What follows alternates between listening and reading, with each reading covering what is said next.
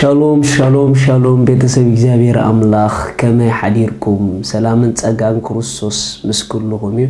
ኣነ ሓውኹም ሰላሕ ዲኔ ካብ ንክርስቶስ ዝገልጽ ትውልዲ ዓለም ለኻዊ ቤተክርስትያን ስቶክሆልም ስዊድን ክብርን እግዚአብሔር አምላኽ ይኹን እዚ ናይ መዓልቲ ቃል ድብል ፕሮግራምና ንጎ ሰዓ 6 ድፉነይ ብፍላይ ኣብትናትና ቻነል ሳላሕ ዲን ሲአርጂ ኢልኩም ኣብ ዩቲዩብ ተዳኣቲኹም ወይ ድማ ክራይስት ሪዲንግ ጀነሬሽን ኢልኩም ኣብ ፌስቡክ ተዳኣቲኹም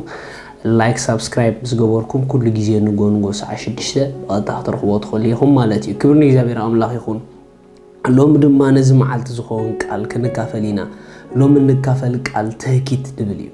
ትህኪት ኢየሱስ ንዘላለም ጎይታ እዩ ሎም ነዚ ቃል ሰምዑ ዘበልኩም ሰባት በኢየሱስ ክርስቶስ ካብ ናይ ትህኪት መንፈስ ክትፋላለዩኹም ክብርን እግዚአብሔር ይኹን ሃሌሉያ መጽሐፍ ቅዱስ ስለ ትህኪት እንታይ ይብል ሓደ ቃል ከም በልኩም ኣብ ምሳሌ ምዕራፍ 6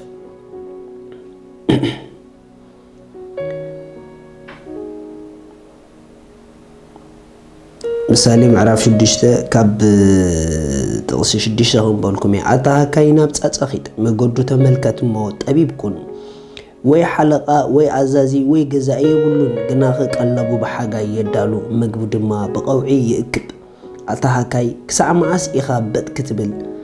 መዓስ ከኢኻ ኣብ ድቃስካ እትትንስእ ሓንሳእ ምድቃስ ሓንሳእ ከዓ ምጥኻስ ሓንሳእ ምእንቲ ከተዕርፉን ኣእዳውካ ምምስቓል ድሕርዚ ከዓ ድኽነት ከም ፈጣን መንገደኛ ስእነትካ ድማ ከም ኣጽዋር እተዓጥቀ ሰብኣይ ይመጸካ ኢልዎ ዘገርም ነገር እዩ ካብታ ሓደ ኣብ ህይወት ንኸይን ብልጽግ ንኸይን ዓቢ ንኸይካናወነልና ኣብ ኢድና ዝኣተወ ስራሕ ፍርያማ ንኸይከውን ዋና ተጻራሪ ትህኪት እዩ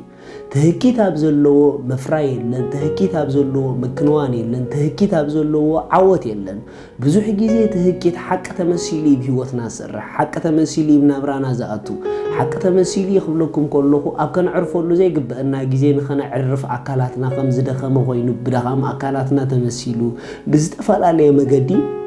ንእምሮና እንዳሰዓረ ልክዕ ከምዚ መጽሓፍ ቅዱስ ክብሎ ጸንሐ ሓንሳብ ኣእዳውካ ምምስቓል ሓንሳብ ምድቃስ ኢልዎ ኢየሱስ ንዘለኣለም ጎይታ እዩ ሃካይ ማለት ጌና ከይተበገሰ ዝዕርፍ ጌና ከይተስአ ዝድቅስ ጌና ከይሰርሐ ኾፍ ዝብል እዩ ኢየሱስ ንዘለኣለም ጎይታ እዩ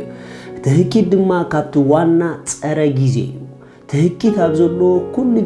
ግዜና ብኣግባቡ ክንጥቀመሉ ኣይንኽእልን ኢና ትህኪት ብጣዕሚ ክንቃወሞ ዘለና ኣብ ህይወትና ስፍራ ንኸይሕዝ ኣብ ኣካላትና ስፍራ ንኸይሕዝ ክንክልክሎ ዝግበአና ዋና ትህኪት እዩ ብዙሕ ግዜ ብዙሕ ጽቡቕ ነገር ዘለዎም ብሰንኪ ትህኪት ኣብ ህይወቶም ክግለጽ ዝግብኦ ነገር ንኸይግለጽ ዝተዓገቱ ሰባት ብዙሓት እዮም ትህኪት ዘለዋ ሰበይቲ ቤታ ክትኣትዎ ባህ የብለካን እዩ ህኩይ ሰብኣይ ህይወቱ ክትኣትዎ ባህ የብለካን እዩ ትህኪት ዘለዎ ጉዕዞ ክትሪኦ ደስ የብለካን እዩ ዋይ ተተባሃለ ትህኪት ኣፍረ ኣይብጽሕን እዩ ኢየሱስ ንዘለኣለም ጎይታ እዩ ብዙሕ ግዜ ግን ከምዚ ክነግረኩም ዝጸናሕኩ ትህኪት ብዝተፈላለየ መገዲ ሓቂ ተመሲሉ ኣብ ህይወትና ስፍራ ስለ ዝሕዝ ሓቂ ተመሲሉ ኣብ ናብራና ስፍራ ስለ ዝሕዝ ካብ ብዙሕ ባህግታትና ከትርፈና ከሎ ንሪኦ ኢና ስለዝሎም መዓንቲ ነዚ ቃል እዚ ትሰምዑ ጌና ከይተበጎስኩም ኮፍ ትብሉ ዘለኹም ጌና ከይተንቀሳቀስኩም ዕረፍቲ ተብዝሑ ዘለኹም ክትጥንቀቑ እላበአኩም ንምንታይ ተተባሃለ መጽሓፍ ክዛረብ ከሎ ኣብቲ ትህኪት ዘለዎ ኣብኡ ድኽነት ይመጽእ ኢሎ መጽሓፍ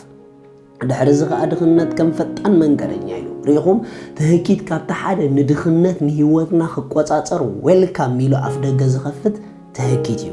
ህኩይ ሰብ ኣብ ብልጽግና ዝበጽሐ ኣጋጢሙን ይፈልጥን ኣነ ህኩይ ሰብ ኣብ ፍረ ዝበጽሐ ኣጋጢሙን ይፈልጥን እዩ ኣካላትና ንዕዮ ንስራሕ ነቲ ኣምላኽ ዝሃበና ነገር ከነፋጥኖ ፈቃድ እግዚአብሔር እዩ ቀፂሉ ከምዚ ኢሉሎ ስእነትካ ድማ ከም ኣጽዋር እተዓጥቀ ሰብኣይ ይመጸካ ኢልዎ ርኢኹም ኣሕዋት ትህኪት ንዝተወሰነ ግዜ ኣብ ናብራና ቦታ ክሕዝ እንድሕር ጀሚሩ 10 ስጉምቲ ስጉም ዝግበአና ኣብ ፍርቂ ስጉምቲ ኢና ንርከብ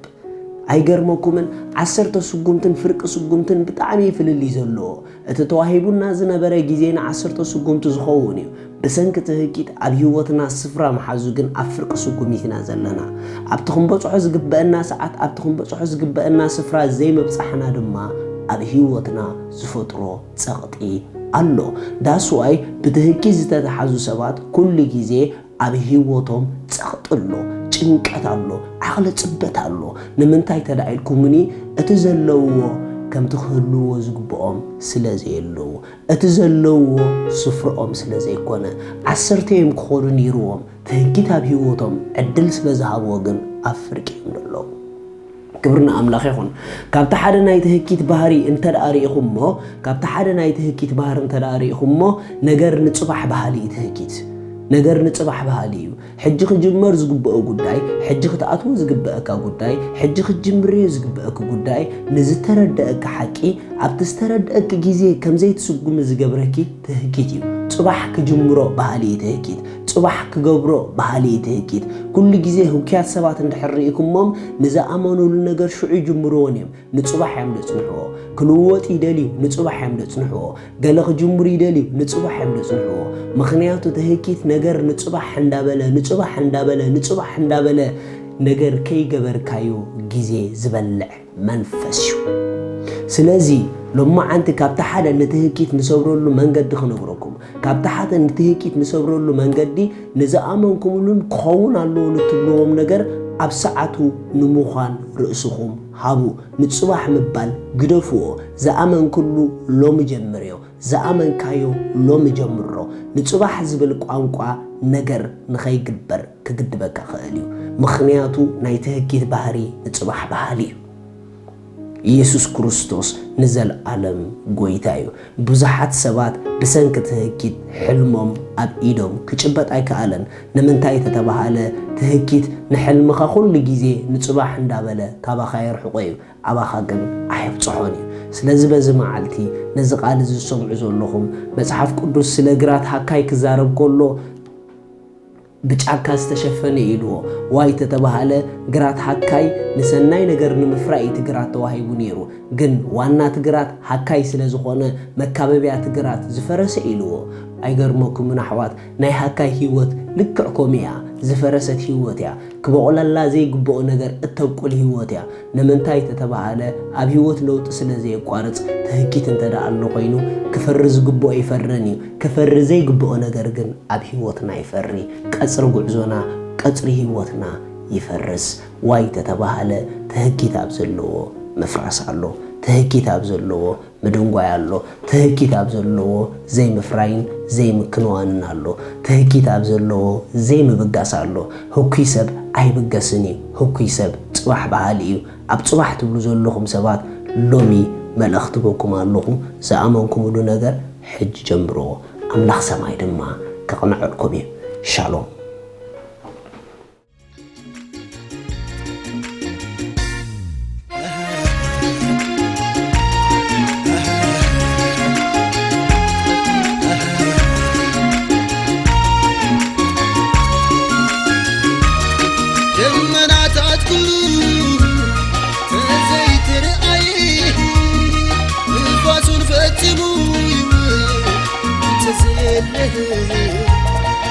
Let's go down, good day, you are.